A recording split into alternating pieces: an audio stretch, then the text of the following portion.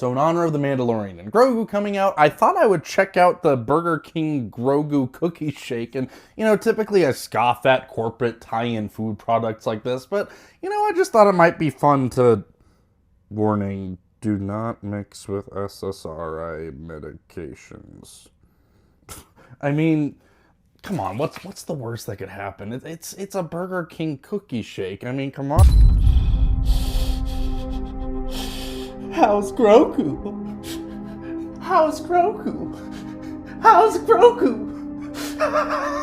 Star Wars The Mandalorian and Grogu was directed by Jon Favreau, and it's sort of a continuation of the Disney Plus series. It really is just a standalone adventure about the Mandalorian and Grogu having to embark on a quest where they need to retreat Rada the Hutt as an adult now, as opposed to his infant Clone Wars movie counterpart, and bring him back to his aunt and uncle twin Hutts. Okay, right off the bat, I am not the target audience for something like this. Full disclosure, I am what you might call a casual Star Wars fan. Like most people in my generation, I do have a great deal of nostalgia for episodes 1 through 6, but like most people, I have lost complete interest in anything Disney's been doing with the brand. I know the Mandalorian TV series on Disney Plus is widely popular and acclaimed, but I never even liked the show, nor did I watch all of it. So to say that this is not a movie made for me would be a gross understatement. That being said, walking into this movie, I genuinely wanted to enjoy myself. I didn't just want to have a miserable experience hating my life for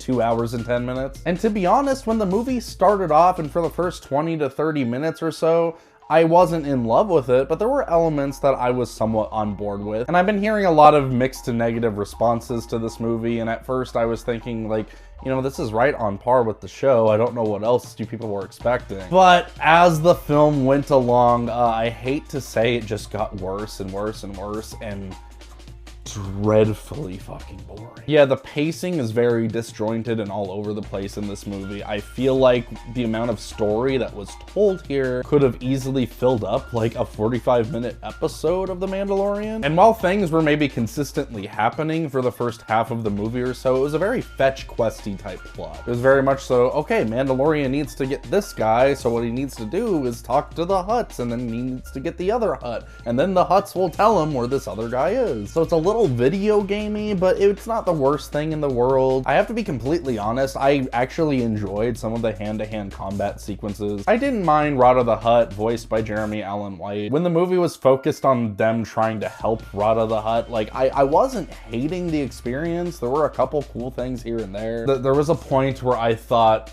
the movie was starting to wrap up and there'd be like maybe 20-30 minutes left, but it actually wasn't even halfway over. And man, the amount that this film wastes your time is kind of absurd. See, I don't know why we couldn't have just had like a 90-minute quick breezy adventure, because I feel like this movie tries to be way too dramatic while also just feeling like a boring filler story. But then there's large chunks of the movie where it expects you to feel stakes and dramatic weight, and all of that is just completely hollow and empty. Look, do you actually think there's any chance in a movie called The Mandalorian and Grogu, released by Disney, that they're gonna kill either the Mandalorian or Grogu? Especially fucking Grogu. You think there's a chance in hell that Baby Yoda is ever in serious peril? Any moment the movie is pretending like their lives are at stake or they're in any danger of any kind is just completely dishonest. And look, I'm not even saying that's like the biggest problem that a movie like this could have. My problem is that like there's a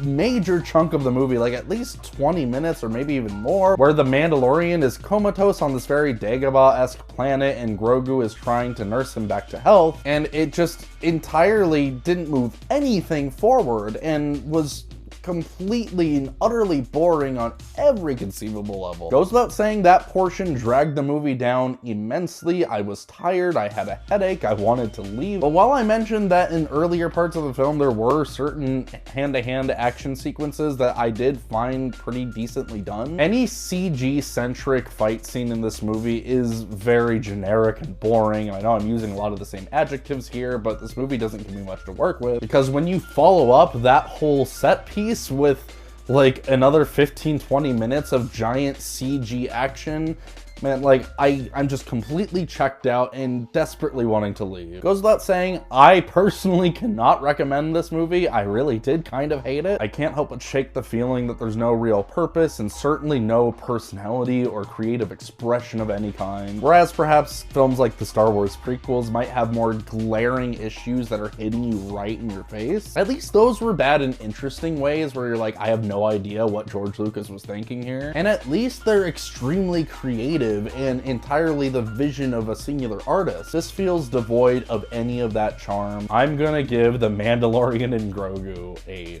3 out of 10. If you are a really huge fan of the show and really just want to see cute baby Yoda moments or mindless Star Wars-y action, maybe you'll have a decent time or slightly better time than I did, but it seems like even a lot of Star Wars fans aren't super thrilled with this one. Thanks for watching, guys. Hope you have a good one.